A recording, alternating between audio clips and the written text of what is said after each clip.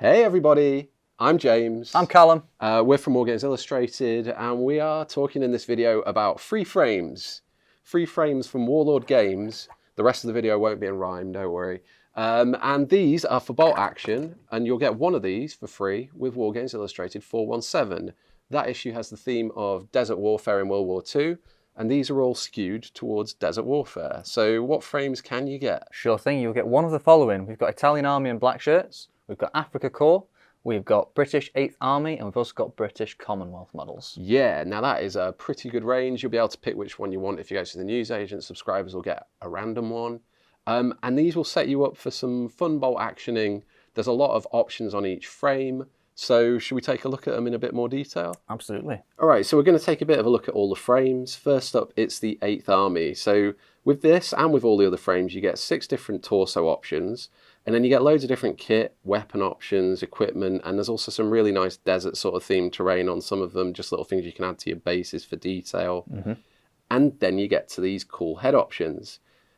You've got the basic kind of desert rat Brits, but then you've got some other options, and these are ones that Callum leapt on and you had to go with. So first of all, you took the Scottish Highlanders. This model here, I've built it using the Scottish Highlander head, and to escape the blistering heat and the freezing cold, I've also added a little shovel on the back so they can get dug in.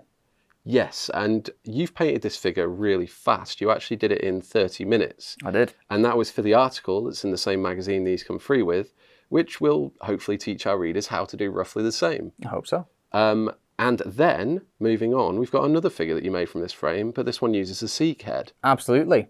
With this one, you'll also notice the painting looks a little more refined, and that is because I took an additional 30 minutes to clean up the paint job, add a few extra details, and that will be in a following issue. Yes, that'll be in 418, so people will have to hold on for that one with teasing it.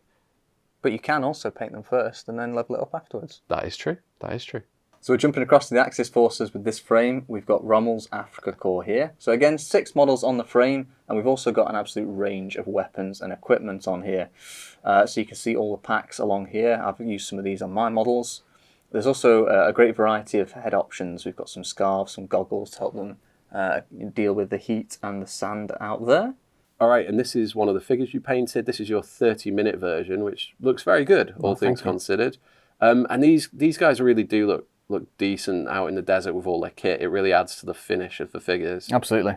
So this one here is the additional 30-minute model. So we've got the base 30 and then the 30-minute refining on top. So that's an hour of painting to get this result, which looks very good. And you got the goggles for the desert warfare. Got some extra little details Got there. Those packs. Yeah, so that's cool. All right, and onto the British Commonwealth infantry frame here. Now this is a nice varied one. Again, same number of troops.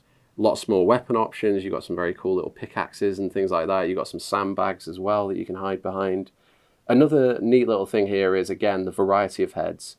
You've got some really crazy rugged types. You've got some far more pith-helmeted, official-looking South Africans.